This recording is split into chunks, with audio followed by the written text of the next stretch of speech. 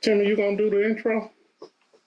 I don't even say. He don't never want to do the intro. I don't know what to say. He don't never. We are back for another review.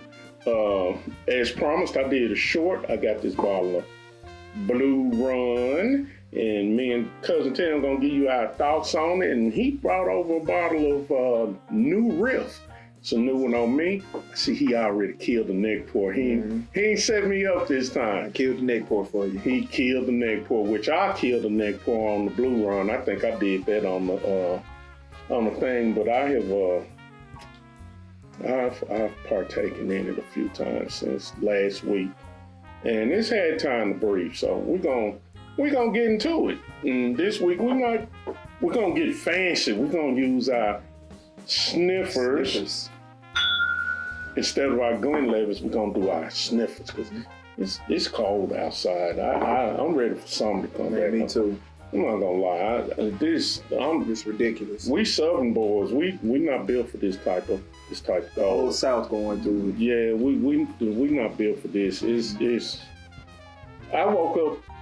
I think it was Wednesday morning. I was on my way to work, and I looked on my little weather station. You know, I got the sensor hanging outside. It was 9 damn degrees. It was 9 degrees. Not used to that. No, I ain't used to it. Not built for it. I'm tropical. Look at my skin color. Tropical people. But yeah, and I know it's somebody up north laughing at us. Yeah, they laughing at us because they used to be, 30-degree weather. They got on shorts, and we not used to that. They barbecuing and stuff. Yeah, but anyway, today we got Blue Run. If you can find it, it's actually one of my favorites. I got 3 expressions of it. I have this one. I think I have an emerald. I have a golden. I'm going to get a high rye, and we're gonna do a video on that along with the first. Before we do a Blue Run, Cousin Tim just got a new gig. Congrats. That's why we doing the Blue Run. Good stuff.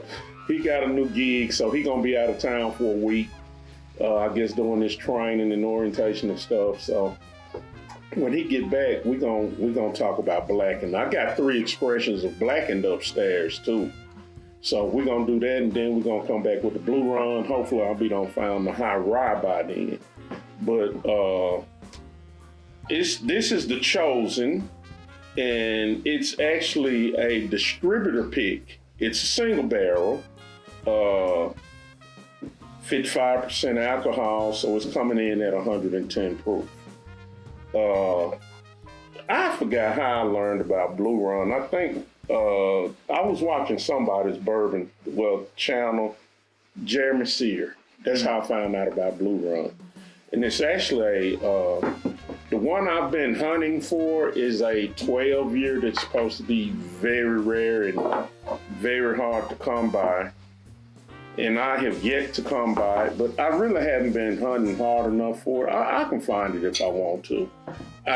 Anything after 10 years is becoming hard. It's hard to find. I think I can find, and there's some news going around that with the influx of tequilas now, that the bourbon market is getting unstable. I guess I don't know. We'll see. I'm not gonna say it gets unstable. We live in Tennessee. That's a whole different spirit. It's a whole, we live in Tennessee, so it's almost readily available to us. So, but yeah, I'm gonna look for the 12-year. I've been wanting it for a while. I really haven't tried hard enough. I've been lazy. I just haven't tried hard enough. I find it. Most whiskeys that I find it with an app, that's higher than a 10-year age statement are hard to find. Like Weller 12. But I got some Weller 12. We've been seeing a lot of that lately. We've been seeing a lot of it We've been seeing a lot of the Weller 12 lately. But then, we've been seeing a lot of it lately, and then once we stop seeing it, we won't see it for a little while. So we'll see, but we're going to get into this Blue Note. I already know what it tastes like. This Cousin Tim. It smells good. I like the smell on it. It's sweet. Yeah, it got a sweet smell. Alcohol too, but I'm gonna let you go at it first because I want your opinions and expressions. It kick a little bit, but it's good. It's good. I like it. That's 110 proof. It's supposed to kick. Yeah. A little. Yeah, a little. It's not weeded. No, it ain't weeded. And it's a single barrel. It's a single barrel. However,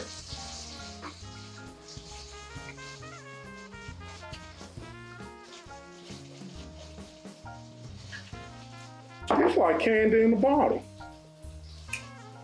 Like that Weller 8 year that I said, we say this dessert in the bottle. Dessert in the bottle. This is truly like, this is candy in the bottle. Candy in the bottle. It's nowhere near as smooth as that Weller 8 year. Not the Weller, I'm sorry. Did I say Weller? I meant Willette. Willette. The Willette 8 year. It's not as smooth as the Willette 8 year. However, it is very good. What you taste?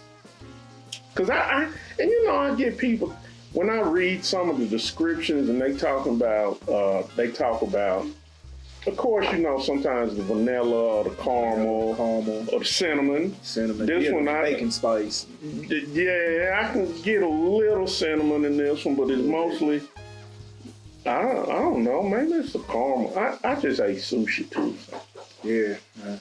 So, but when they start talking about the chocolate and leather, excuse my French. Leather is insane. Excuse my French. What the fuck does leather taste like? Who puts leather in their mouth and eat it? I'm just saying. Maybe if you was a child just putting your mouth on stuff, that's probably the last time you probably tasted it. But leather, I can barely remember when I was with some of the stuff that I did at 13 years old, not talking about putting a belt in my mouth and remembering what that tastes like, but That's insane. That's insane. To me, I might be wrong. Please correct me if I'm wrong, but when it tastes like leather, okay. And I see tobacco. Some people, some of them may have say tobacco, and it's yeah, I can get tobacco. I smoke cigars. I can get tobacco. I can even get when they say earthy notes and earthy tones. I can get that. But when they start talking about chocolate, I do not taste no chocolate in this. I don't either. And leather, I don't know what leather. I don't. It's just come on, y'all. Y'all being extra. I think y'all being there. I think. I'm not gonna go into that. We're gonna, That's good though. What you think? I like it. Yeah, it's definitely worth the buy. It's very woody. Oakiness. Mm-hmm. Yeah. It's very woody on the tail end. On the tail end. That's the finish. Not the initial hit, but the finish is very oaky. Mm-hmm. You get you're gonna taste that barrel. But hey, it's not over oak. That's a good thing. It is single barrel. Mm-hmm. You want another hit? Nah. You sure? Go ahead and take another hit then. Take another hit. We ain't got the 2 bottles. We ain't gonna get slushed. Yeah, we like the last time. We ain't gonna get slushed, and Senorita Ingrid is not here today. Oh yeah. Well, them were French 75s that did that. Yeah, she swear it was the bourbon that took over the top. Did she even have any bourbon? She had a sip. No, it was a French 75. Yeah, it was French 75s. I told her, no, it wasn't the bourbon. You didn't have enough bourbon. You just had a taste of bourbon. It was the French 75. She had 3, which I warned her. I said 2 will do it. 2 will do it. So yeah, I do cocktail. I haven't really done a video because I don't know. I don't feel that I'm a bartender like that. I'm an enthusiast. I just like to make my own drinks up. An enthusiast of the fine spirits. Yeah. But I don't think I could be teaching people. I don't know. But yeah, she had French 75 and it put her on her ass. That's what they do. It was meant to do that. It was meant to do that. It's named after the French 75 millimeter artillery gun. And they named it like that, they said, because it hit hard. Hit hard. In the drink, trust me, it hits hard. When you see thousands of soldiers get slaughtered on the battlefield, you needed that for your troops. 3 to 4 of them for me, and that's it. Mm-hmm. And I'm a drinker. 3 to 4 for me. And she was on. I ain't gonna talk about it. She gonna get mad at me. But she had a very good time. But she also.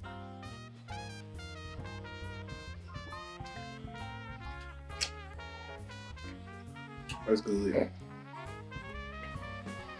I'm gonna definitely try to make my way back with some bottles when I spend them couple days in Louisville.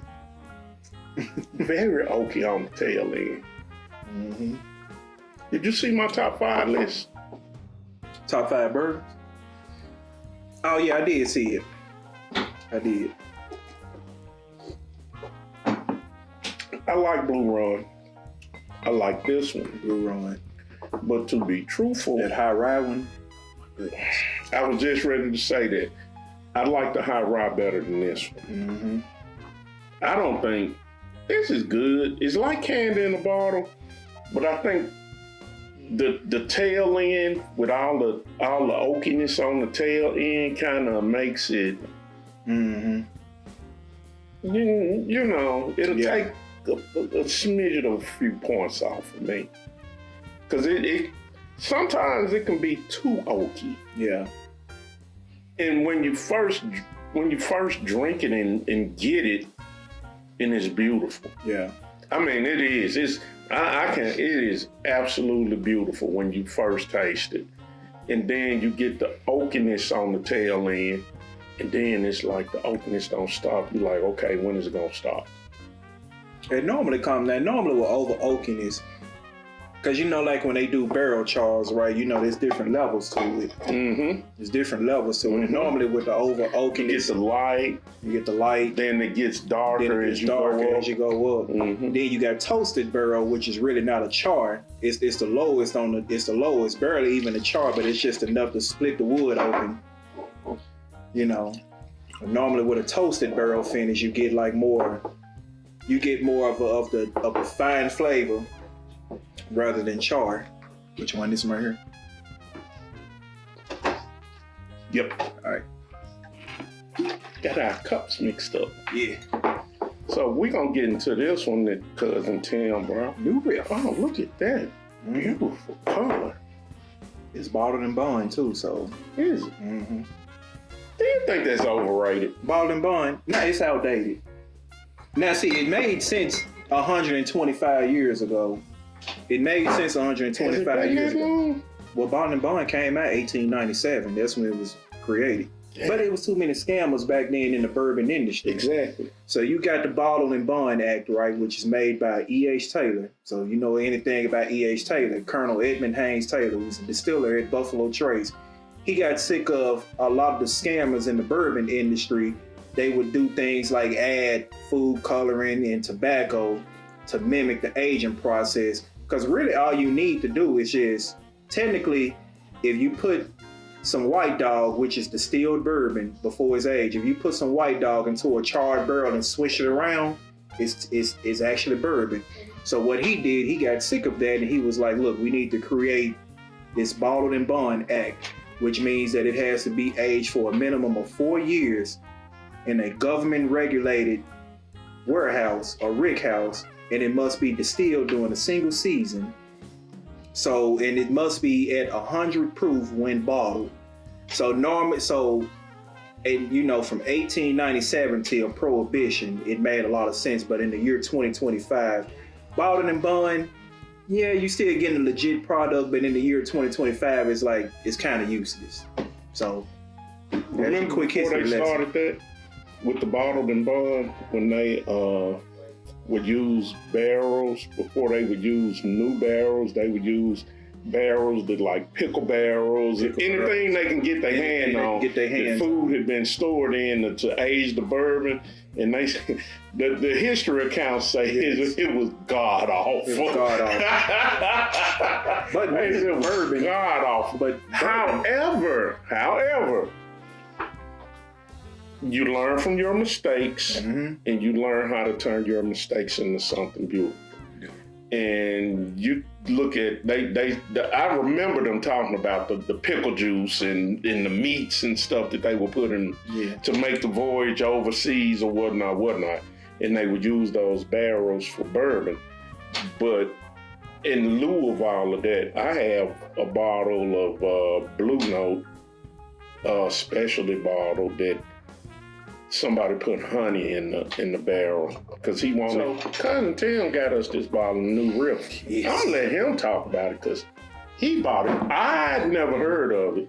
I've passed this bottle a few times, never thought anything about it. But when I was at Buster's East, the new Buster's, the guy would say, "Hey, he say, they help you find something?" I said, "Hey, I'm just trying to figure out what I'm gonna go home with today." And he said, "Have you tried the New Riff?" I said, "No, I haven't." He said, "Normally people pass this bottle for the way that it looks. You see it's kind of black up here and then at the bottom." And I don't know why, because blacking kind of look like that. Because blacking kind of looks like that. But he said normally bottles kind of throw people off. But hey, I tried it and I liked it. And it's a high rye bourbon too. Did they let you taste it in the store? Hey, let me taste it. Don't get no better than that. Yeah, so they let me taste it. He said that, so they had a single barrel as well. He said, "You know what? This one is better than the single barrel." And he was right. I tried the single barrel, and this one was better. It smells good. Yeah. It doesn't even have that. You can smell the ethanol. You can. But it's not that. It's not overpowering. You know, some of them, when you sniff and you smell the ethanol, it'll make your nose hairs stand up. This one is very mild. Which almost what's the proof on it? It's 100. It's bottled and bond. Yeah, okay. Which it almost makes you think, is it really 100 proof? Yeah. But if it says bottled and bond, it means it's automatically 100 proof. No higher, no less. Cousin Tim knows. Yes, I know. So I do my research on the bourbons. And I'm usually the one that's always talking about, I drink and I know things. But let's try it.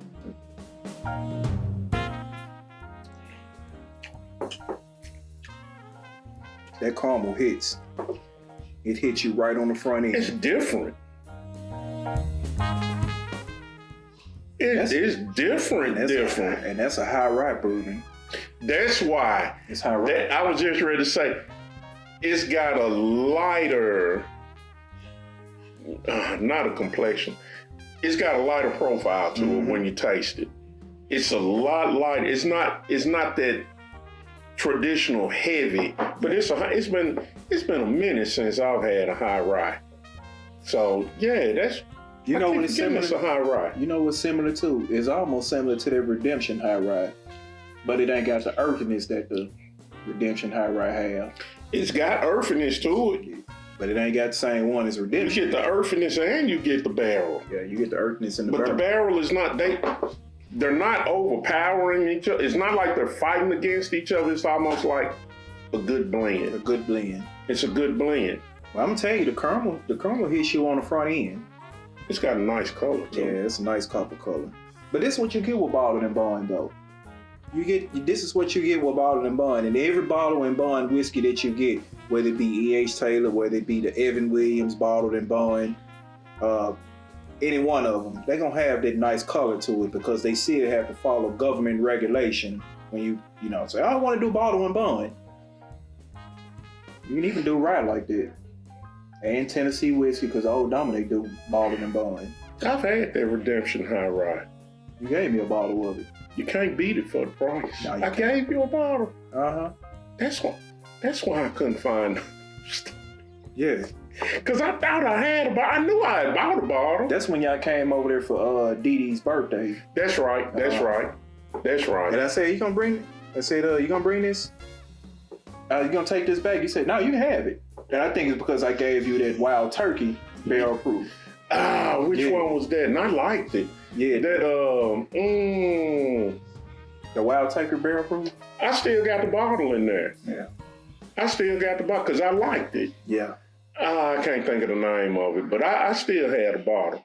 But yeah, the Redemption High Rye to me, for the price, you can't beat it. Can't beat it. But my favorite Redemption is the one that's, which one is it? I got so much shit up there. I can't even remember what I had. It's bad. Oh, it's not. It's a good thing. It's a good thing. The one that's in cognac cask. Oh yeah, the one. Yeah, that one. Well, you know they got one in the rum cask too. I finished that bottle. I sat upstairs and knocked it out Monday. It wasn't but a little left. I went on and knocked it out. But yeah, I like this. This was good. And I can't believe I've been passing that bottle forever. I'm not, I keep saying it. And it's $50 for that bottle. I am not a rye guy. But set a high rye in front of me. I'll drink your high rye up. I will drink your high rye up. It's been a while. They turned out pretty good too. Well, shoot, when I bought that honey from Buster's, the one that they aged the Blue Note in, I made a gold rush out of that one. It's hardly no burn. Yeah, hardly. But that's a high rye for you. That's a high rye. That's a high rye. And normally ryes normally be spicy. Well, the high ryes are nowhere near, to me, the high ryes are nowhere near as spicy as the regular ryes. As the regular ryes. But shoot, I've had some with lower ryes in it be spicier than that. Like E.H. Taylor, that shit spicy. It's good, but it's spicy though. E.H. Taylor hits pretty hard for it to be, 100 proof. Yeah, they hit. Oh, excuse me. Corey will be here in May. You will? We gotta do a video. Oh yeah, we do. We gotta do a video. Corey started it all. If you go back on my channel, the first bourbon tasting video I do, I'm in Austin at his house. And he started me to doing this because that was the first one we were serious about. It was during COVID, the second strain, and we were kind of coming out of it. And so we hadn't been nowhere in a few years because of COVID. And we had yet to go to Austin to visit him. He'd been living down there, him and his wife, for a few years. So we took a trip to Austin, and he had been bragging about all these high-proof bourbons that he had. And I'm like, I'm not drinking that shit. You're not going to kill me. And because he said, hey, you burn your taste buds away. Yeah, that's Corey saying. You drink the high proof shit and burn your taste buds up so you can tolerate the cheap shit. That is Corey saying. He need to patent that. But we were in Austin, actually Pflugerville, right outside of Austin is where he was living. And we were just messing off, drinking, sitting at the kitchen table.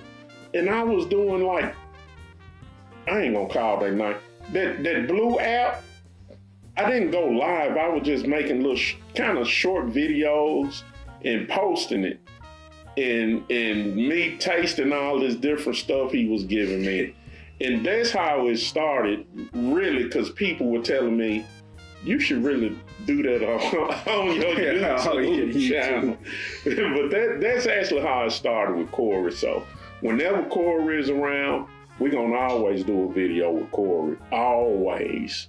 So, yeah. And even if you go on my channel, you will see quite a few videos with me and Corey doing bourbon reviews.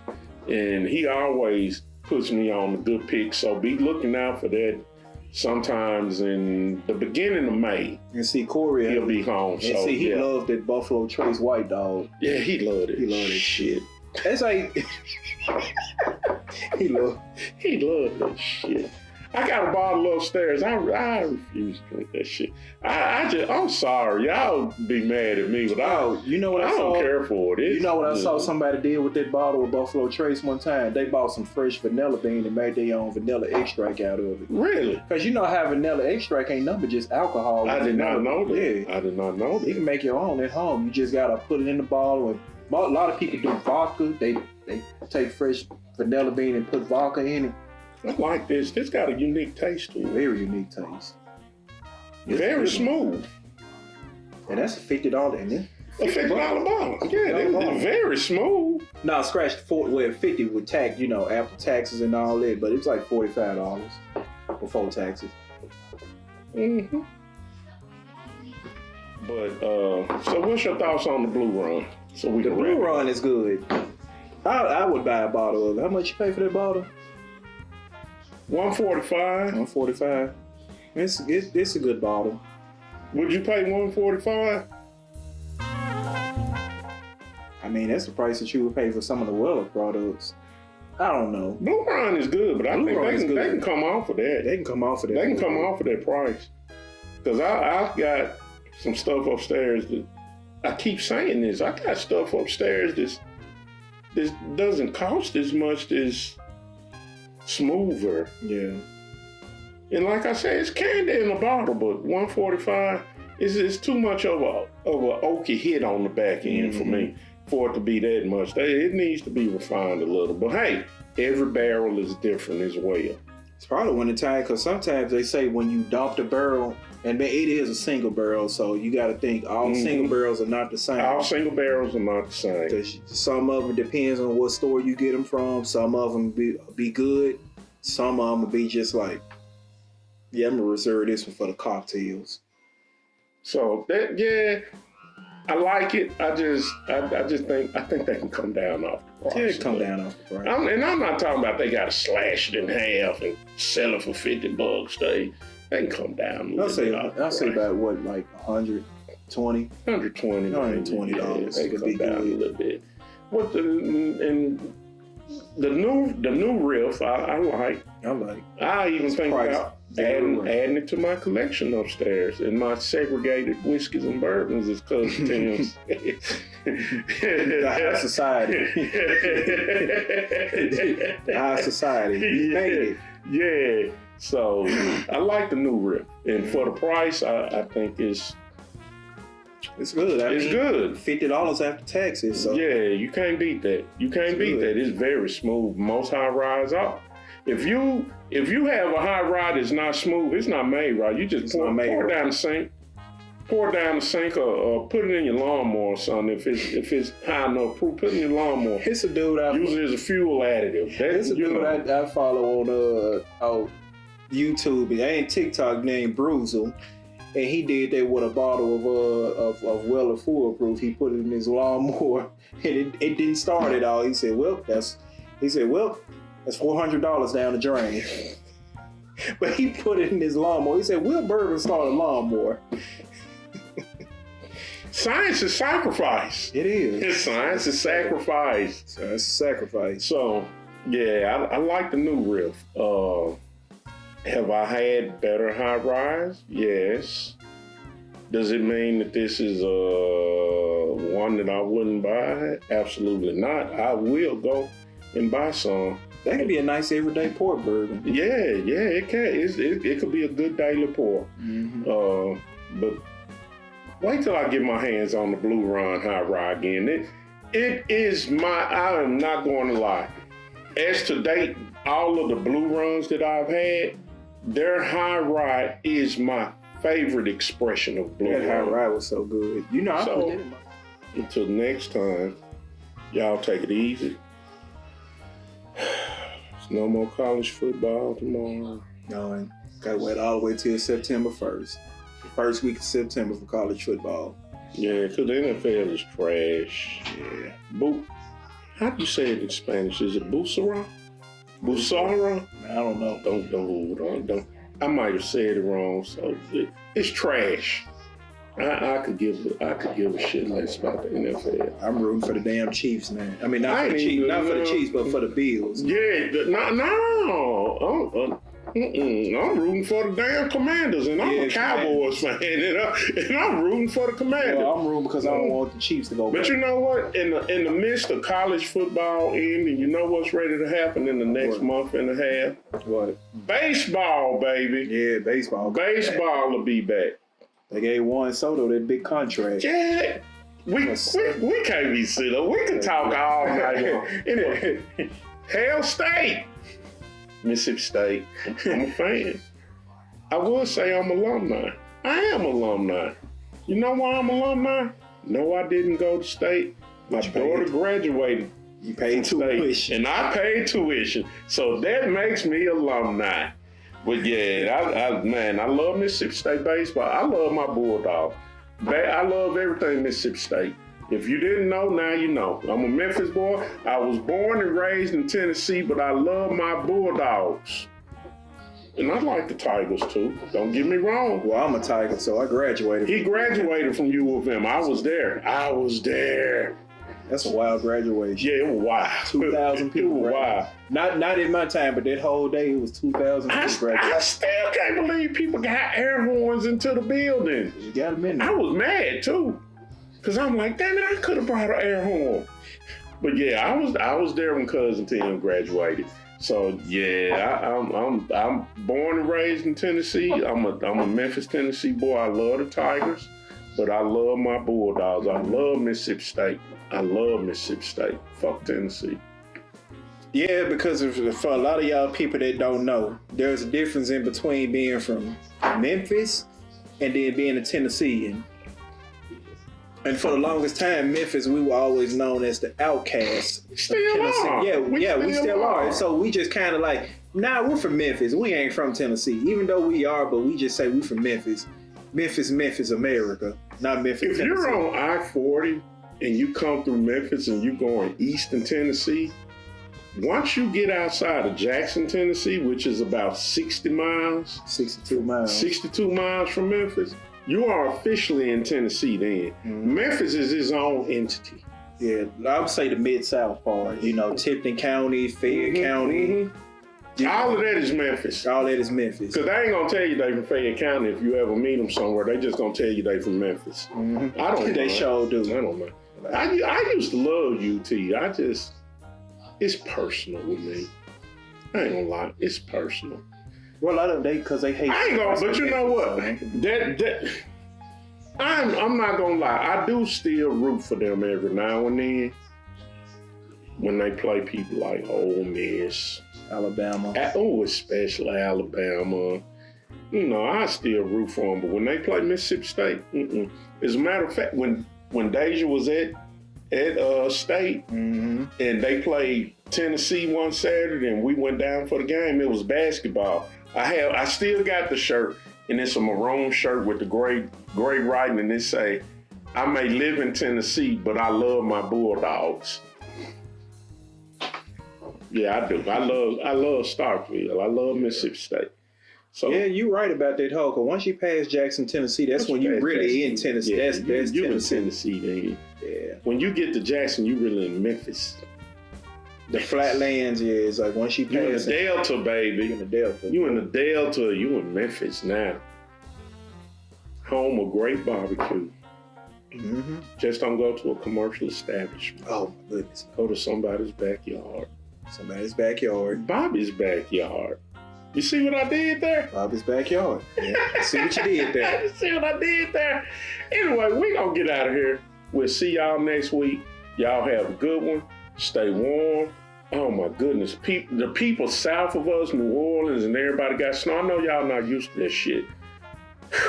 Y'all, man, take it easy. Don't go outside. Don't be trying to drive in and tear your car up. It's not worth it. It's not worth it. Just stay in and keep warm.